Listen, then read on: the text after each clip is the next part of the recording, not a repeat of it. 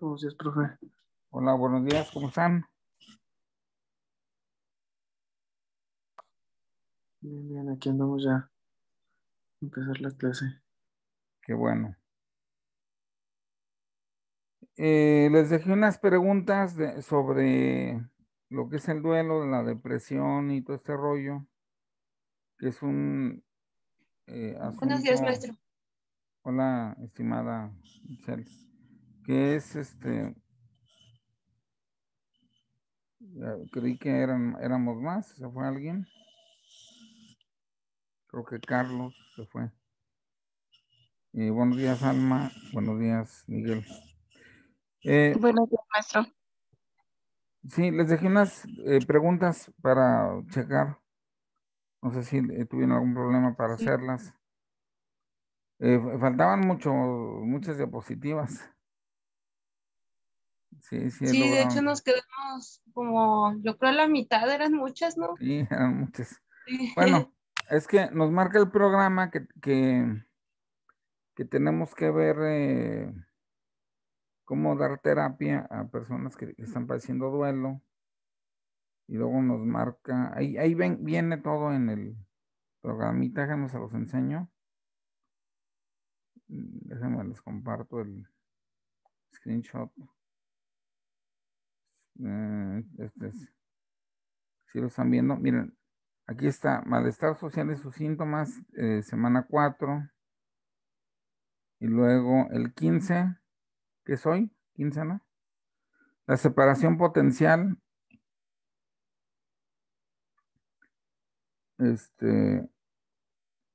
separación, la muerte y el duelo, construcciones sociales. Separación potencial, el trabajo del duelo.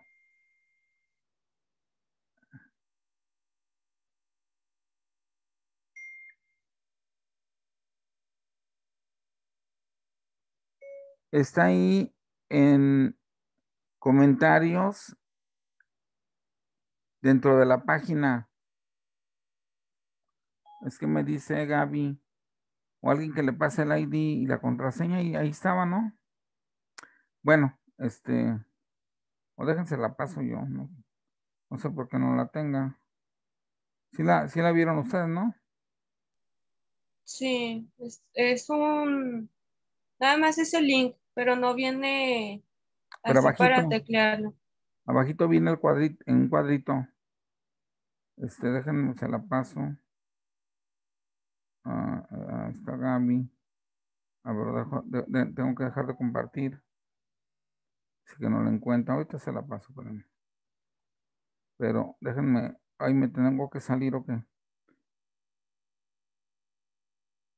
Denme un segundito. Es que no estoy en WhatsApp. Es WhatsApp web. Le voy a mandar una captura ahí en el grupo. A ver, ahí me voy a meter a WhatsApp web. Si veo que admitimos a Carlitos.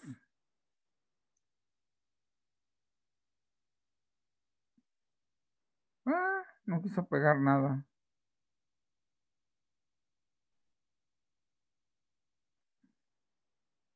Es la de arriba.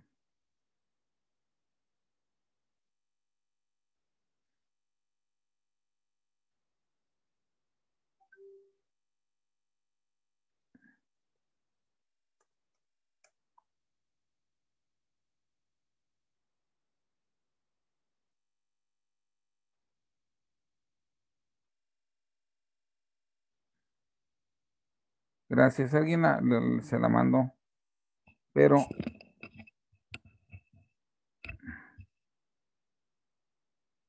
no, pero no aparece. ¿Qué onda? Ahí se nos está yendo el tiempo. Bueno, déjenme ya me regreso. Y si les decía, eh, ya no estoy compartiendo pantalla, ¿va? Bueno, ahí va. Es que vamos a ver separación potencial y luego psicoterapia en el trabajo de duelo y luego sociedad sólida y sociedad líquida, retos y dilemas y luego implicaciones en la formación de psicoterapia, de psicoterapeutas, bienestar psicológico y su relación con las figuras familiares, factores de riesgo para conducta suicida, también vamos a ver eso. Está medio tristón el programa, terapias dialécticas para personas con conductas suicidas, la ciberterapia y un breve análisis de la ciberterapia. Pues eso sería el programa. Entonces más o menos lo voy siguiendo, pero sí está medio tristón, pues, por así decirlo, porque duelo, separación, muerte. Ya me escribió alguien por acá.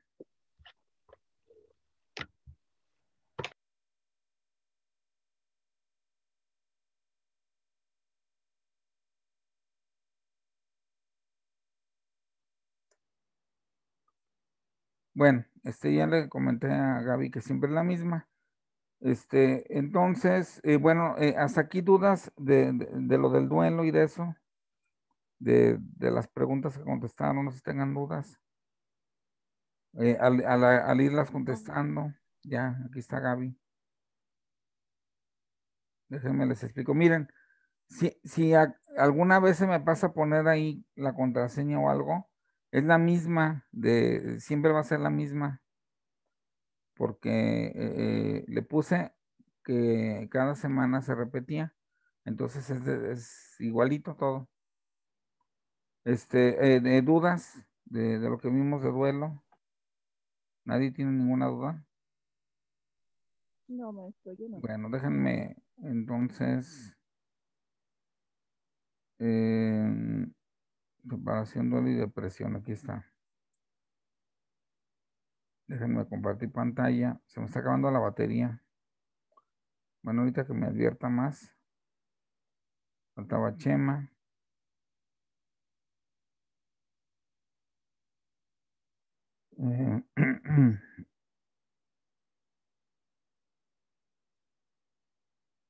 Si no, ahorita les repongo el tiempo que se haya perdido, ¿eh? Ay, pero ¿dónde están? Acá están. Maestro, ¿cuál es el método que más recomienda? Si el tormentoso o el apaciguador. Ese le Pues quería preguntar. depende del paciente. Hay pacientes que el tormentoso no lo soportan. Siempre el tormentoso va a ser un poquito más rápido para que salgan. El apaciguador es un poquito más lento. Por lo mismo, Ah, eh, entonces lo escoge el paciente, por así decirlo. ¿Verdad? depende del Oh, paciente. El paciente no lo escoge, sino lo escoge el terapeuta. Pero es que me están acá marcando. Y tengo otras dos personas en espera. Y Miguel Ángel Bolio y Anayeli. Ok. Sí, el tormentoso no solamente vale para duelos, también vale eh, para catástrofes, por ejemplo, o situaciones ansiedad, mucha ansiedad que te genere algo, que tú lo enfrentes. Por ejemplo, en los años 40, la terapia tormentosa no era bien vista. Entonces, por ejemplo, se le moría un novio con el que se iba a casar, o se le moría en el momento de la boda, vamos a suponer. Entonces, el médico, el psiquiatra, aconsejaba que la llevaran al campo y que retiraran todas las fotos de la chava, donde estaba con el cuate con el que se iba a casar, que se murió, que ese era el método apaciguador. Entonces recomendaban que nada le recordara, que nada, no hubiera ninguna idea que le recordara. Por ejemplo, si se hicieron novios en el campo, pues dejarla encerrada, ¿no? Con libros, qué sé yo. O sea, esa era la terapia en los 40s. Pero luego ya en los 50s, en los 60s, se vio que a veces enfrentar directamente a la persona con un problema de ese tipo daba buenos resultados. Entonces, se crea el segundo método, que es el tormentoso, ¿verdad? Y bueno, déjenme, voy adelantándole. ¿En cuál nos quedamos? No, no nos quedamos porque le fui yo adelantando a las preguntas, pero ¿en qué pregunta nos quedamos? ¿Quién me ayuda? Miren, el duelo se ha visto erróneamente como dolor y creen que la gente, bueno, mucha gente cree que viene de duelo, de dolor, perdón.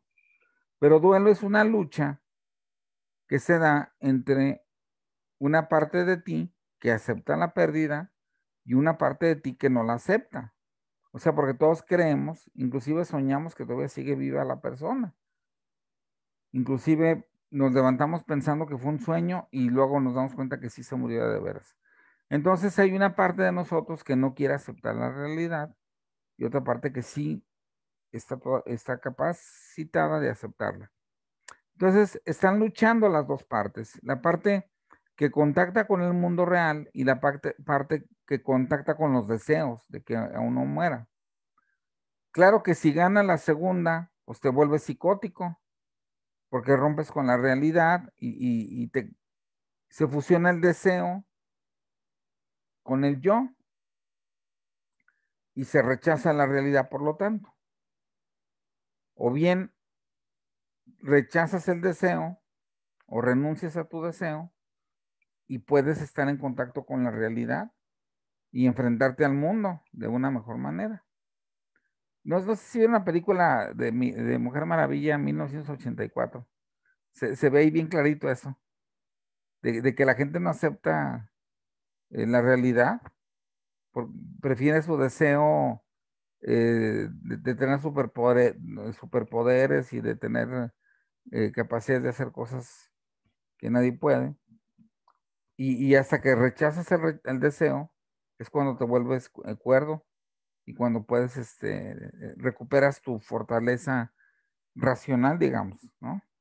Entonces, el duelo se ha visto siempre como una lucha entre esas dos ideas, lo idealista, de que sí puedes, de que puedes retornar. Miren, por ejemplo, los mediums, la gente que se le pagaba para que estableciera algún tipo de contacto con el difunto, pues es una forma de no cerrar ese ciclo, de no hacer ese duelo bien. Entonces, el duelo, pues es esa lucha, ¿no? Vemos, hay temas de películas, ¿no? Que gente, miren, no sé si alguien ha oído hablar de Juana la Loca. Seguramente que sí. No. En historia, ¿no? Juana la Loca y Felipe II el Hermoso. Cuando se le muere el marido, espérenme, ya me calenté suficiente en el cuartito. Este es mi despacho, ¿eh? Aquí es donde doy mis terapias. Ahí está mi diván abajo. Más que me traje una cobija. Está haciendo un frío tremendo, pero ya se me quitó el frío. Ya me voy a ir acá. Aquí está su casa. De cualquier manera sigue haciendo frío, perdón, ¿eh? Es que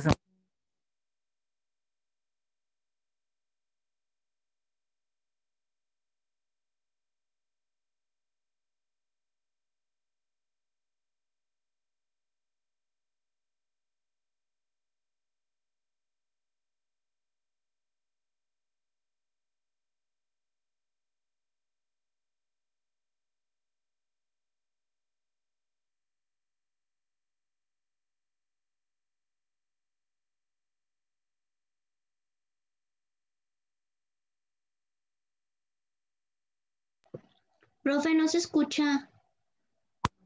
es una reina, Juana la Loca. Lo pueden checar ahí en internet, es los internautas. ¿Ya me escuchan? ¿Sí? Sí, ya. Sí. Déjame prender acá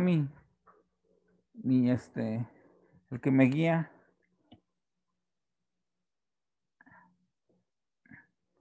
Ahí está.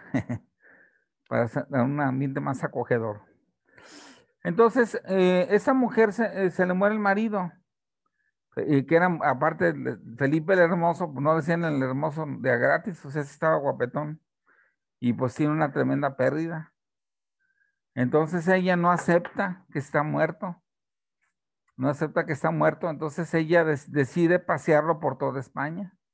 Entonces, se aferraba a su ataúd y lo llevaban a Sevilla, luego a Granada, luego a Barcelona, a Cataluña, pues a cuanta parte de, o sea, ya estaba putrefacto el cadáver.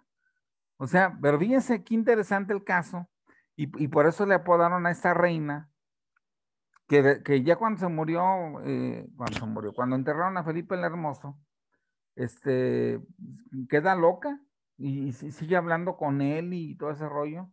Es cuando un duelo no se resuelve apropiadamente, que en general se resuelven bien en general, pero a veces no ocurre. Entonces la gente se aferra a la idea de que sigue vivo o de que sigue viva la persona y rechaza la idea de que murió, porque es más cómodo para el yo y para los procesos psíquicos es más cómodo pensar que la persona sigue viva. Cuando se muere el hijito de Pedro Infante, que es una película, claro, él se queda ahí encerrado con el torito 3 días y recuerda cuando jugaba con él y todo ese rollo. Entonces él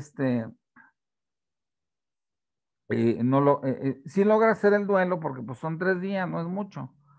Y ya cuando le entrega el cuerpo muerto, el cadáver del hijo, a la esposa, acepta. Es cuando por fin acepta su mente que ya se fue. Y los duelos son eso, es una lucha entre la idea de que ya se fue y la idea de que todavía no se ha ido. ¿Cómo se resuelve el duelo? Cuando tú aceptas que ya se fue, ¿sí? Si no aceptas que ya se fue, puedes entrar en la psicosis, puedes hablar con el muerto, no sé. Y hay puntos intermedios donde hay gente que les digo que contacta mediums, saben que ya se fue, pero que anda por ahí, en el espíritu, ¿no?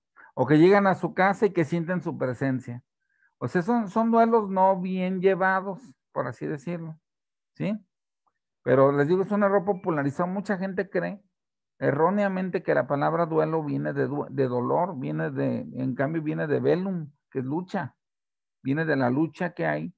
Tú tienes que luchar entre aceptar, y aceptar significa aceptar plenamente, o sea, completamente, que la persona ya no está.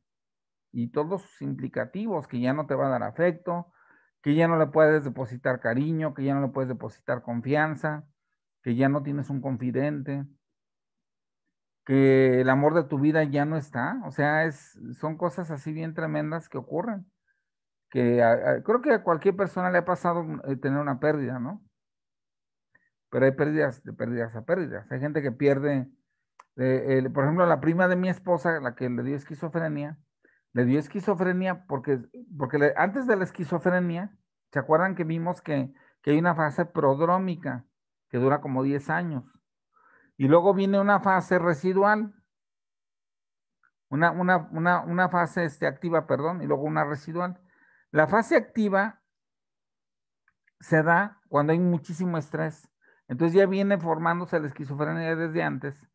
Y a la prima de mi esposa se le muere, no se le muere, perdón, la abandona el novio y reprueba ella la última, el último semestre de medicina y le expulsan de la Universidad de Guadalajara y le obligan a hacer la carrera de cero y aparte pierde al novio con el que ya vivía, con el que se iba a casar, un muchacho aparte muy bien acomodado, que se lo había presentado a la familia, que llegaba ya a la casa de la familia como si ya fueran esposos y de repente lo pierde.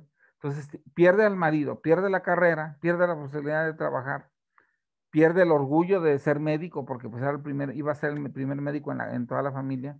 Entonces fue tan fuerte eso, no pudo aceptar esa pérdida y se refugió en la locura. O sea, se refugió en la idea en lo ideal, que sería que todavía tenía el novio, que todavía tenía la carrera, y entonces se metió en la esquizofrenia. Que la esquizofrenia pues no es otra cosa más que romper con la realidad, ¿sí? Entonces, por eso es tan delicado el duelo, porque el duelo es una prueba de fuego de si entras o no a la psicosis, o si te mantienes en la neurosis, porque todos somos neuróticos. Decía Freud, todos somos neuróticos, o sea que pues, nadie nos salvamos, ¿verdad? Pero hay de neuróticos, hay unos que son súper neuróticos y otros son neurotiquitos, son más tranquilones, ¿no? Entonces, aparte de esto que lo estoy diciendo, no lo estoy inventando, lo dice el libro y aparte lo dice Lacan. Lacan dice que la causa de la psicosis son las pérdidas amorosas, que es la principal causa de psicosis, o sea, las muertes o los abandonos amorosos. O sea, claro, hay gente que después de una pérdida amorosa se protege amargándose y no cree en el amor y el anti-San Valentín y compra rosas negras el día de San Valentín y bueno, haces una serie de cosas de ese tipo, que por cierto ya fue el día del amor y la amistad. Y bueno, total que como pueden ver, se protege, ¿no? Es como una forma de protección.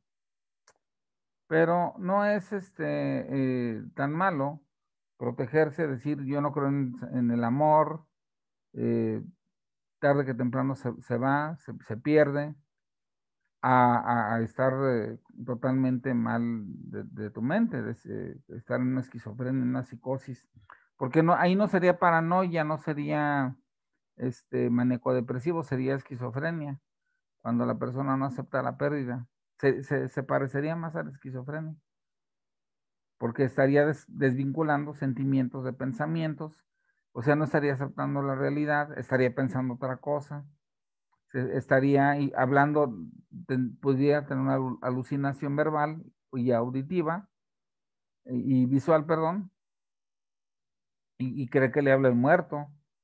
Entonces, por eso, bueno, ese es el detalle, ¿no?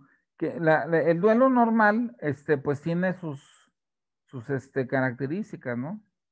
Del duelo patológico. O sea, cuando una persona pierde, pues se siente triste, se siente a veces como que no sabe quién es, que es lo que se le llama la despersonalización. Pero es benigno porque los duelos tienden a resolverse. En general, el 90 y tantos % de los duelos tienden a resolverse. Si son bien atendidos, pues con mayor razón. Si son mal atendidos, solita la gente, pues a lo mejor quedas amargado, que sería lo peor que te pudiera pasar en un duelo, que no fuiste con un terapeuta, no lo resolviste apropiadamente, y te queda una amargura, no puedes ya volver a tener otro amor.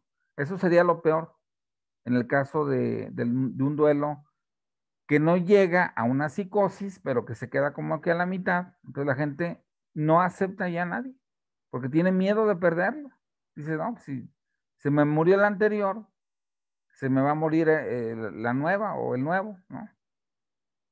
Entonces, no, se cierran su corazón para siempre, no creen en el amor, todo ese rollo, o se ríen de la gente que sí cree en el amor o cosas por el estilo. Bueno, perder un ser querido es un acontecimiento muy intenso. Fíjense que la escala de estrés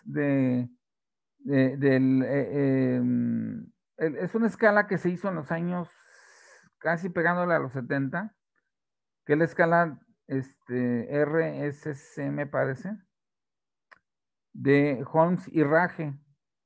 Busquen en internet, se llama escala de estrés de Holmes y Rage.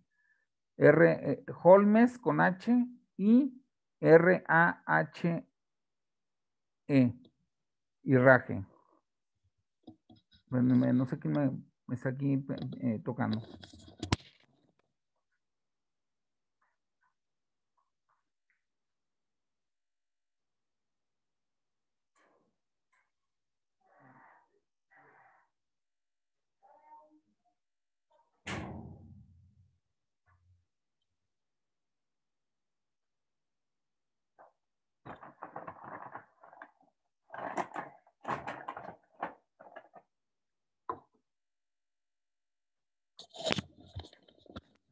Perdón.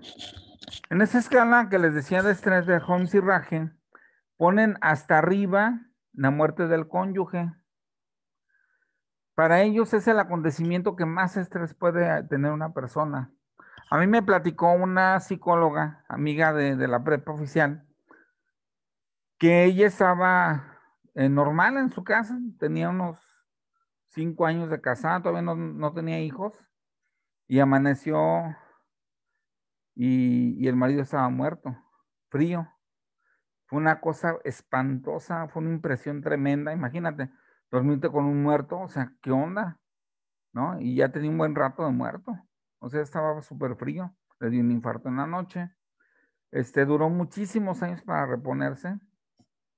Pero bueno, logró a rejuntarse con alguien por ahí. Y bueno, total que no hubo tanto problema, ya se recuperó. Aparte, pues era psicóloga. De alguna manera le sirvió esos conocimientos previos. Pero sí es algo,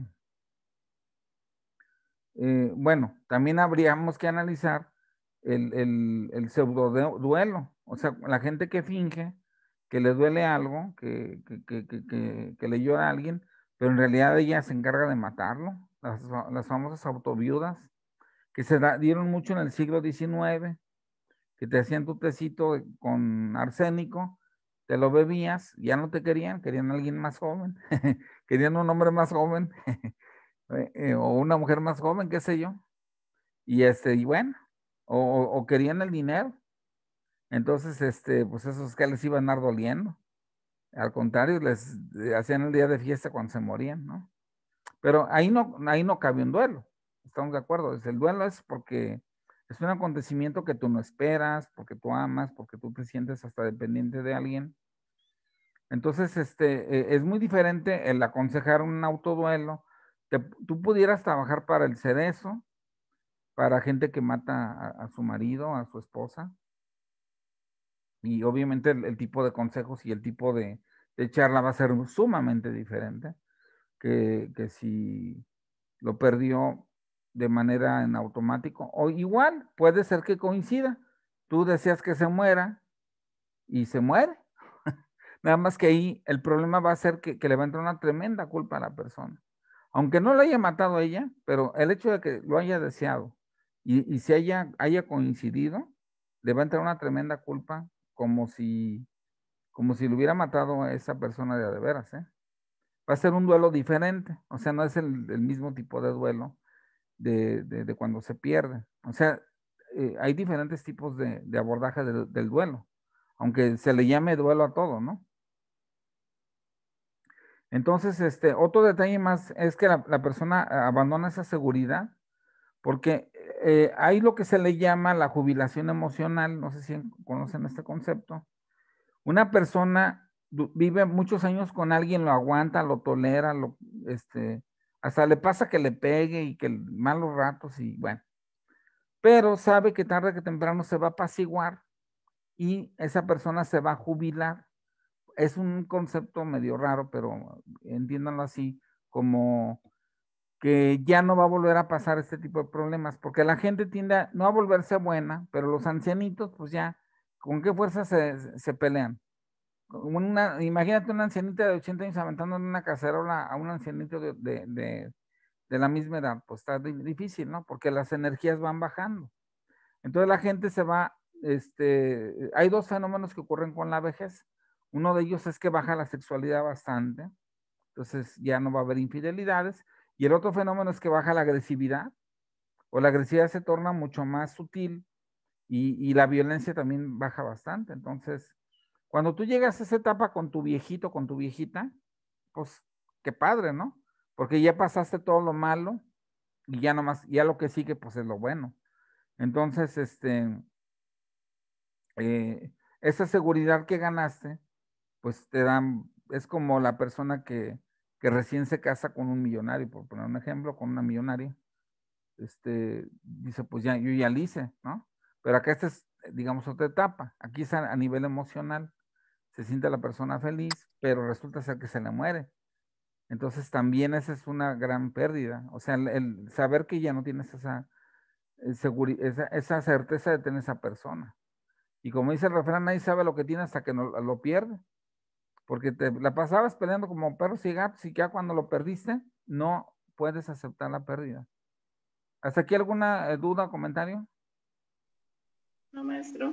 ¿Cómo abordarían ustedes una pérdida en psicoterapia de una persona que, bajo estas tres circunstancias diferentes? Una persona que deseaba que se muriera y sí se murió. Una persona que no deseaba que se muriera, que vivía feliz con esa persona y que se murió. O una persona que lo mató. ¿Cómo dirigirían diferentes estos tres estilos de abordaje en psicoterapia?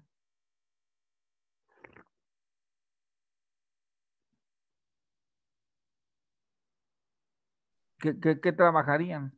Obviamente no pueden ser muy directos. Preguntarían, ¿no? ¿Lo querían mucho? No vas a preguntarle y ya no lo quería, ¿verdad? No, pues por eso, por supuesto que no. Pero lo querían mucho. Es como que primero ver esta parte de emocional, de qué tanto apego tenía con la persona y también cómo ve su muerte, ¿no? Porque ya ve que dice que algunos se echan la culpa, otros que dicen, y si hubiera hecho esto mejor, o sea, son diferentes.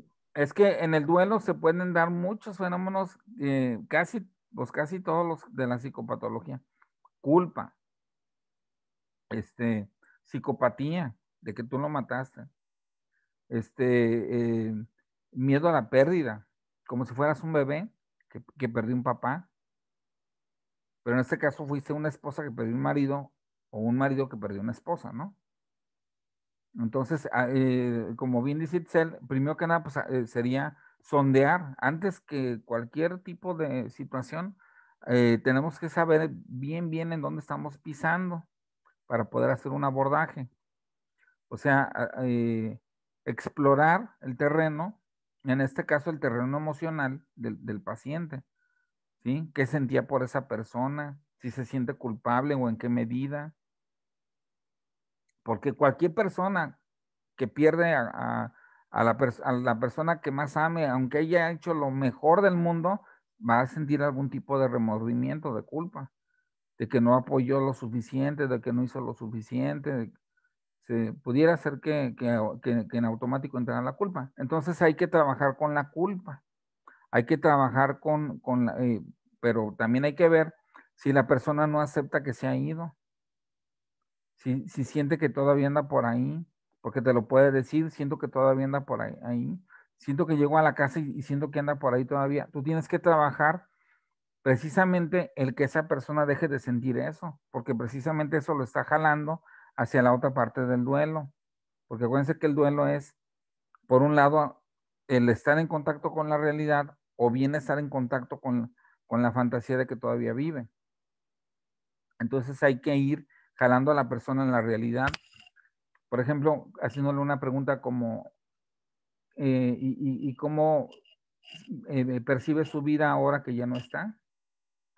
Si la persona te está afirmando que por ahí lo ve, que presiente que por ahí anda, cuando tú le preguntas eso, la resitúas en la realidad, sin decirle, oiga, está mal usted, porque esa persona ya se fue. O sea, se lo dices de manera sutil. ¿Verdad? ¿Qué más pudiera hacer?